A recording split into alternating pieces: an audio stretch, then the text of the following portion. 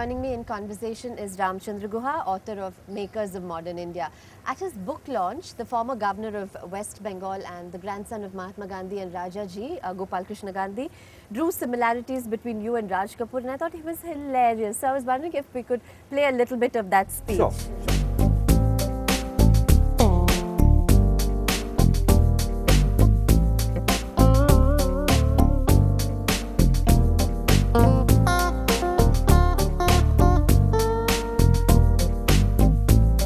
At a time when politicians are beginning to resemble their caricatures and jokers are taking themselves seriously, this is a very rare and valuable trait indeed. Now, Ram Guha and Raj Kapoor is a delicious theme, but I will labor it only for a moment. Powerful as the work of those two unlikely parallel figures is, it is also prolific. Their ruling passions manage a great diversity. Just as Raj Kapoor changed his passionate pairings with heroines, Ram changes his passionate involvement with genres of writing. When we thought Ram's Nargis was environment and ecology, and the twain would never part, came the captivating Vaijayanti Mala of Ram's biographies. And when we thought biography would now engross Ram Guha, and his life of warrior Elwin would be followed by other brilliant lives, emerged from nowhere the multifaceted Padmini of Ram Guha's random essays, covering history, sociology, anthropology, politics, now crowned by an extended single essay on post-independence India, which all of us know of, India after Gandhi. This genre in Ram Guha's hands is the amazingly engrossing equivalent of Raj Kapoor's Jis Desh Mein Ganga Behti Hai. The late Indian diplomat L.N. Rangarajan, of whom some of you must have known, said to me when that film had just been made, Jis Desh Mein Ganga Behti, what a long and incomplete sounding title. It will be followed doubtless by Kis Desh Mein Ganga Behti Hai, then Is Desh Mein Ganga Behti Hai, and so it has. Like Raj Kapoor's midlife engagement of Zeenat Aman in Satyam Shivam Sundaram, the giant India theme has now come in the shape of this altogether new genre of Ram Guha, the genre of compilations. One difference between the thespian and the historian is that Raj Kapoor's passionate portrayals were graduated and consecutive. Ram's are vigorously concurrent. And while Raj made only feature films, Ram does his equivalent of feature films through more than one medium, through books, each more successful than its predecessor, and also through his version of teleserials, which are his columns, and tele-interviews, each so refreshingly different from their peers, all in breathless tandem. One will never be able to tell which in Ram's oeuvre is the marriage, which the concubinage. He is passionately faithful to each of his enchantments. But we should make no mistake of one thing. There is in Ram Guha's life an equivalent, a real life equivalent of the monumentally patient, all-forgiving, and yet all-powerful Mrs. Raj Kapoor, and that is his old and undying flame, cricket. Sujata Keshavan, Ram's wife, will vouch for that. Prolific that Ram is, he's also eclectic. Raj Kapoor got his juta from one country, his patloon from another, his topi from a third.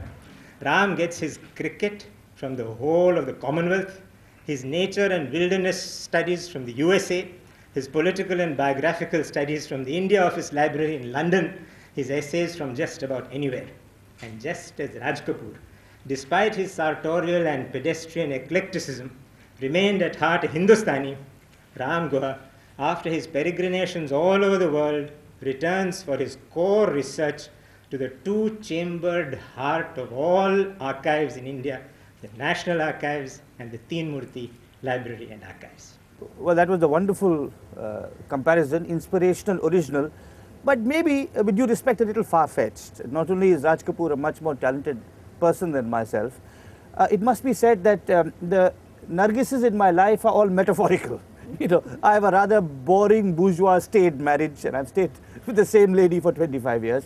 And the other reason I think in which the comparison doesn't work is that Raj Kapoor's films were watched in Russia, they were watched in Egypt, they were seen all over the world, and a mere writer like me can never presume to have that kind of extraordinary global reach. But it was deeply flattering and hugely entertaining while listening to, even if it wasn't a valid comparison. I was thinking before we come back to the book, because Shri Gopal Krishna Gandhi said that you had many enchantments, because you write on such a wide range of topics. Ram writes about political, social, cricket and environmental history and biographies and so on.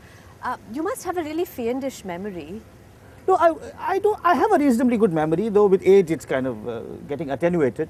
But Anu, I have the pleasure and the privilege, and you have the pleasure and the privilege of living in the most interesting country in the world in its most interesting times. I mean, no country can match India in the diversity of its language, its religion, this extraordinary experiment of constructing democracy in a poor and illiterate sort of context, uniting a country from these different and diverse fragments, the challenges and tensions provoked by industrialization, modernization, urbanization. And if you're open and curious, India is the most amazing and interesting country to live in, especially for anyone in the creative field. You know, for a writer, a scholar, a filmmaker, you know, someone who works in television, in the arts, a playwright. And I partake in this curiosity. I mean, my distinguished townsman Girish Karnad, if you think of the diversity of plays he writes about, you know, he writes about ancient plays, modern plays, technological plays, spiritual plays. So it's true of anyone working in the creative field who lives long enough in India and who travels widely enough in India. You know, I'm fortunate in that I grew up in the north. I studied in Calcutta. I live in the south. I've done research in Mumbai and its neighborhood, so I know about the west. If you travel around India and you see this churning and this complexity, you will pay at some stage, if you live long enough, if you write as you know the kind, if you spend 30 years writing books as I have, whether you like it or not, there will be a diversity of approaches and themes and personalities that will feature in it. So the credit to the so-called versatility of Ramachandra Guha must go wholly to this extraordinary, infuriating country we live in. Infuriating, that's the word I want to talk to you about. Yeah. Because Ram calls India the world's greatest democracy, and talking to you and listening to you, you make me forget daily exasperation. I don't call it the world's greatest democracy. It's not perfect. It's the world's most reckless political experiment. You know, to try and unite a country out of so many diverse parts. You know, most countries impose a single language. The greatest tribute to India, I've always believed, you know, I've always believed the greatest tribute to India is this rupee note, which has 17 scripts on it, you know, 17 languages, 17 scripts. Our democracy is flawed, is imperfect, but it also has self-corrective mechanisms. The same media which Mr. Ashok Chavan bribed to carry paid news, the same media brought him down over the other scam, right? The same government which promoted corruption in the 2G scam was brought to account by the Comptroller of Accounts General, who is the CAG, which is also an arm of government. So we are exasperating, infuriating, but also enlightening. You know, there's a wonderful quote of Nehru's which I like very much. Nehru said, "India is home to all that is truly noble, as well as all that is truly disgusting in the human experience." And a writer, a scholar, a playwright, a filmmaker, a journalist, anyone in the creative field must be attentive to the nobility and the disgustingness. And only in India you would find such a diversity of nobility and such a diversity of disgustingness. And my book, all my books try and reflect both sides of it. Yeah. You know, because you're always looking at this, I always think of you as looking at this grand and macro picture. So I wondered if you ever get exasperated with what's shaky in our systems. Of course I do. I mean, I get disturbed by the things I see around me. There are times, you know, there are institutions I worked with. For example, this book is dedicated to the librarians and archivists of the world. And in particular, it's dedicated to an extraordinary figure Dr. N. Balakrishnan, the Nehru Memorial Museum and Library. And our libraries and archives are deteriorating.